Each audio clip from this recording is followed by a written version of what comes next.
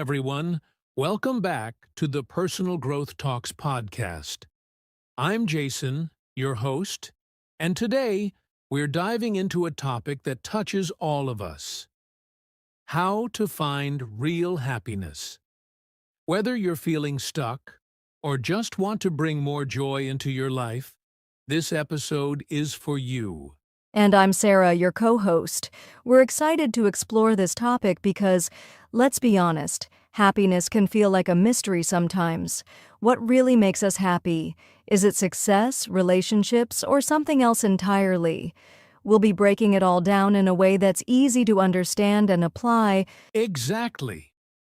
So, grab a cup of coffee, relax, and join us as we discuss what happiness truly means and how you can find it in your daily life. We'll cover everything from the science behind happiness to practical tips you can start using today. And for our English learners out there, this is a great opportunity to practice listening to conversational English while learning something valuable. So let's get started on this journey to finding real happiness. All right, let's start by asking a simple question. What is happiness? It sounds straightforward, but when you really think about it, happiness can mean different things to different people, right? Absolutely, Jason. For some people, happiness might be a feeling of joy or contentment. For others, it could be about achieving their goals or spending time with loved ones. It's interesting how personal and unique happiness can be. Exactly. There's that idea of fleeting happiness, like when you buy something new or have a fun experience. And then there's long-term happiness, which is more about a deep sense of fulfillment and purpose. Yes, and I think that's an important distinction. Fleeting happiness is temporary. It's like eating your favorite dessert. It feels great in the moment, but it doesn't last. Long-term happiness, on the other hand, comes from things like meaningful relationships, personal growth, and a sense of purpose. Right. It's also interesting how cultural backgrounds can shape our understanding of happiness. For example, in some cultures, happiness might be closely tied to community and family, while in others, it might focus more on individual achievements. That's a great point. And then there are common misconceptions about happiness. Some people think they'll be happy once they reach a certain milestone, like getting a promotion or buying a house. But research shows that external achievements only bring temporary boosts to our happiness levels. Exactly.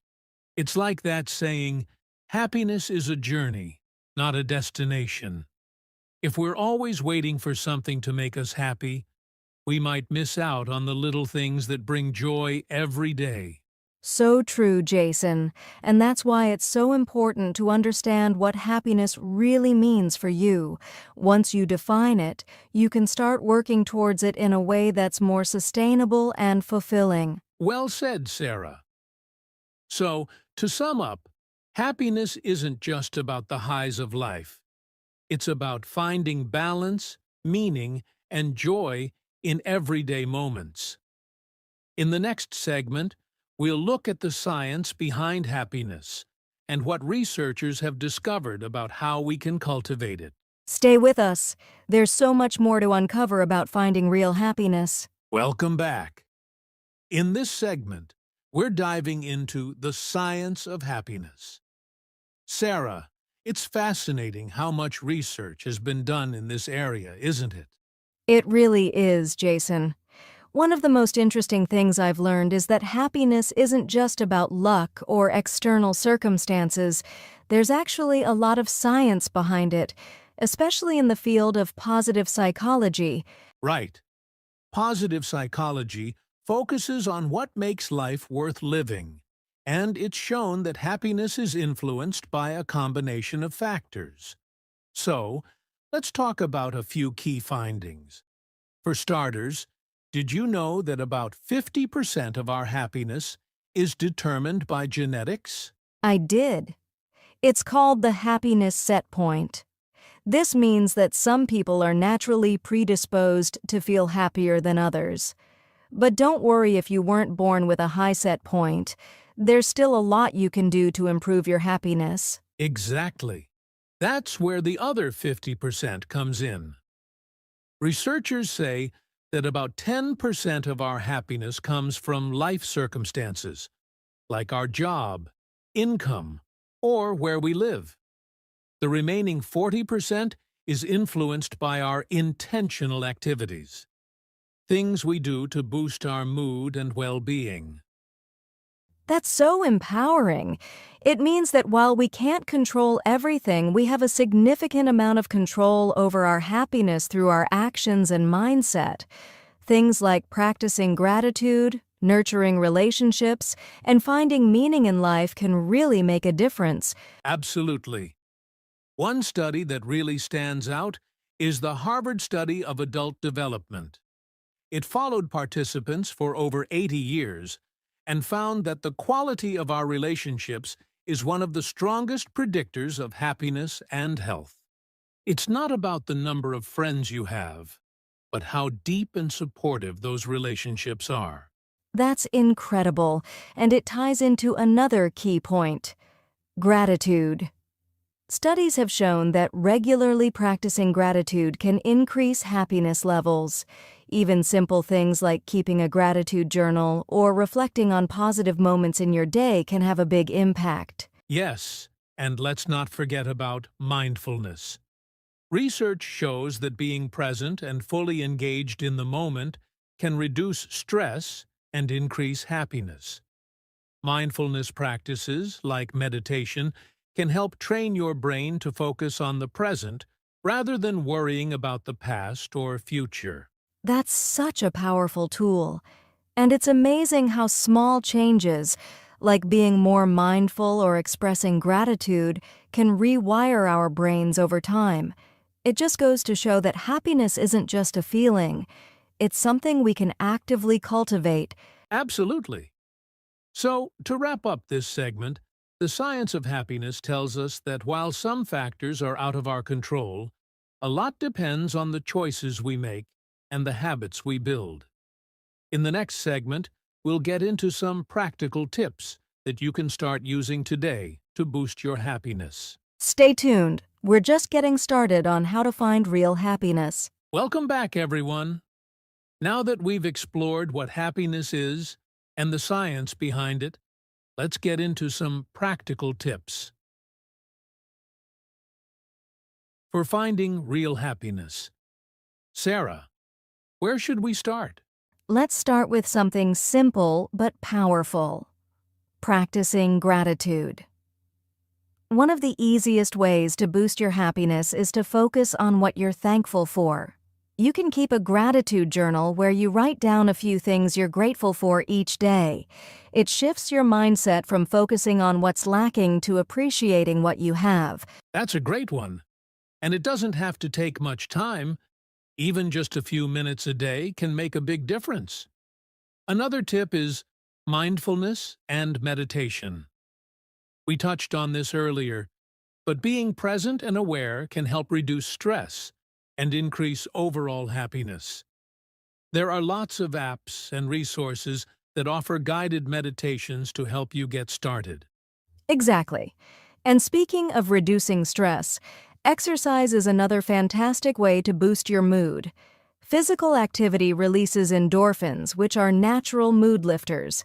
You don't have to run a marathon. Just a daily walk or yoga session can help. I love that one. Exercise not only helps physically, but mentally too. Another tip is to set realistic goals. Sometimes we chase after big, lofty goals that can feel overwhelming. Breaking those goals into smaller, manageable steps can make the journey more enjoyable and less stressful. That's so true. Achieving those smaller steps gives you a sense of accomplishment, which boosts your happiness. Another key tip is building strong relationships. Like we mentioned earlier, meaningful connections are crucial for long-term happiness. Take time to nurture your relationships, whether it's with family, friends, or even colleagues. Yes, and along those lines, giving back is another powerful way to find happiness. Volunteering or helping others can give you a sense of purpose and improve your mood. It's amazing how doing something kind for someone else can make you feel happier. I love that. It really shows how interconnected we are. Another tip that might surprise some people is learning to say no. Sometimes we stretch ourselves too thin, trying to please everyone. Setting boundaries can help you focus on what truly matters to you, which ultimately leads to greater happiness. That's such an important point. Saying no when you need to allows you to say yes to things that bring you joy. Lastly, embracing a growth mindset can help. This means seeing challenges as opportunities to learn and grow, rather than as failures. When you view life as a learning journey, even setbacks can contribute to your happiness. That's a powerful way to look at things.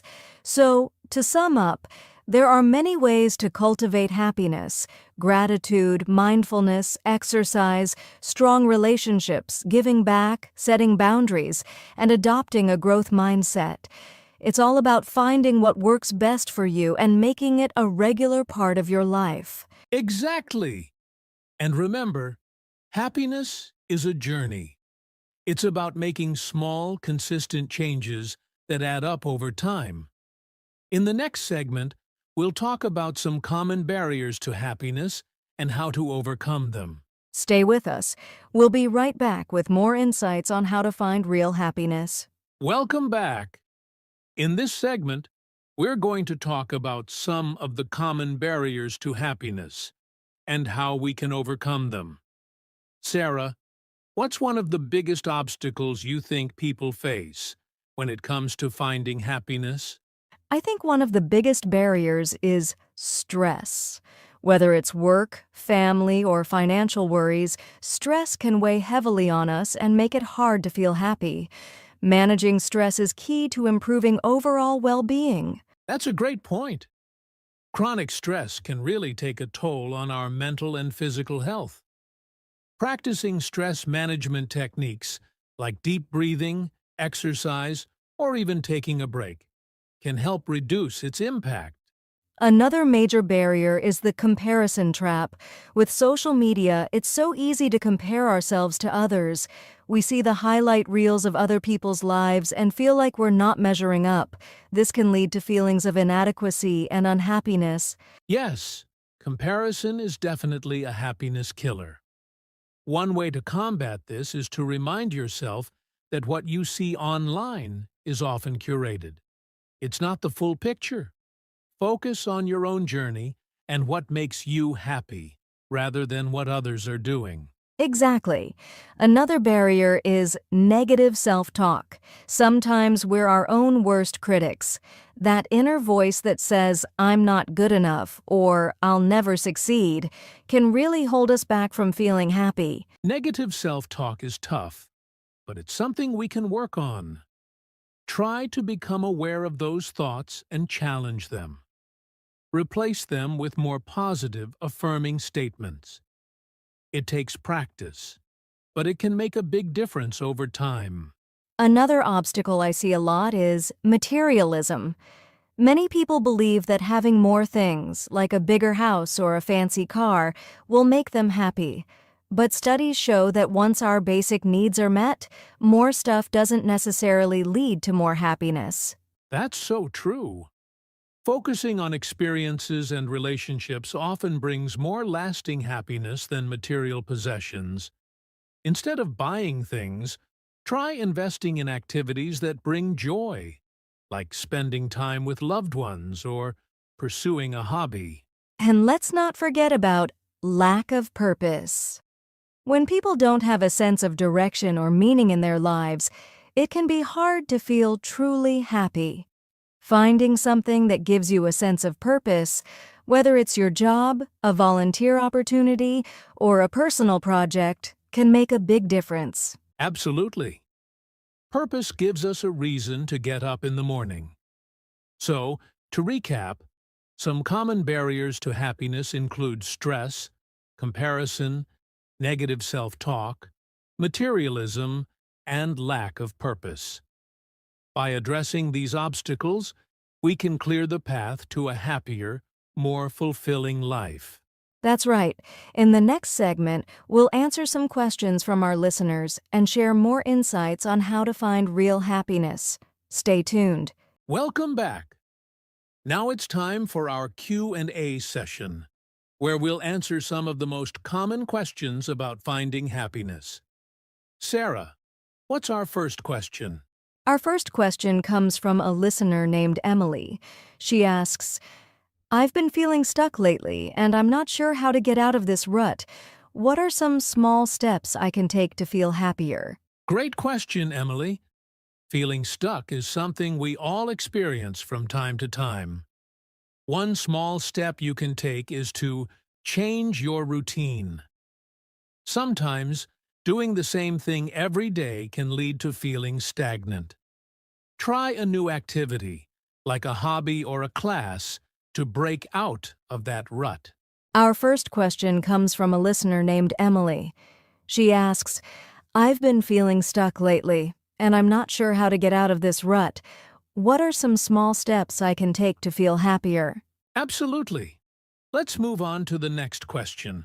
This one is from Ravi, who asks, how do I deal with negative people in my life? Their energy really affects my happiness. That's a tough one, Ravi. Dealing with negative people can be draining. One strategy is to set boundaries. It's okay to limit your time with people who bring you down. You can also try to steer conversations toward more positive topics or gently express how their negativity affects you. Great points, Sarah. Another tip is to focus on your own mindset. While you can't control others, you can control how you react. Try to maintain a positive outlook and not let their negativity influence your mood. Surrounding yourself with supportive, uplifting people can also help balance things out. Exactly. Our next question is from Carlos. He asks, is it possible to find happiness while going through tough times? That's a deep question, Carlos. The short answer is yes, but it might look different during tough times. Happiness during difficult periods often comes from finding small moments of joy or peace, rather than expecting everything to be perfect. Right. It's about resilience. Even in hard times, practicing self-care, staying connected with supportive people, and focusing on what you can control can help. Remember, it's okay to feel a range of emotions. Happiness doesn't mean ignoring the tough stuff. It means finding light even in the darkness. That's such an important perspective. Finally, we have a question from Sophia, who asks, how can I maintain happiness when life gets busy and overwhelming? Great question, Sophia. One tip is to prioritize self-care. Even when life gets hectic, carving out time for yourself, whether it's a few minutes of meditation, a quick walk, or reading, can help maintain your happiness. Yes, and I'd add that simplifying your schedule can help. Sometimes we take on too much and end up feeling overwhelmed. Focus on what truly matters and don't be afraid to say no to things that don't align with your priorities. Absolutely. Remember, happiness is a journey, and it's okay to take small steps. Thank you to everyone who sent in questions. We love hearing from you and hope these answers help. We'll be wrapping up with a quick conclusion after this. Stay tuned. And that's a wrap for today's episode on how to find real happiness. We've covered a lot, from defining what happiness means to understanding the science behind it, sharing practical tips, and tackling common barriers. That's right. Remember, happiness isn't a destination but a journey. By making small, intentional changes in your daily life, you can cultivate a deeper sense of joy and fulfillment. Exactly. We hope you found these insights helpful and that you're inspired to take steps towards your own happiness. If you enjoyed this episode, please subscribe, leave a review, and share it with someone who might benefit from it. And don't forget to follow us on social media for more tips and updates. We love hearing from you, so feel free to send in your questions or topics you'd like us to cover in future episodes. Thanks for tuning in, everyone. Until next time, take care and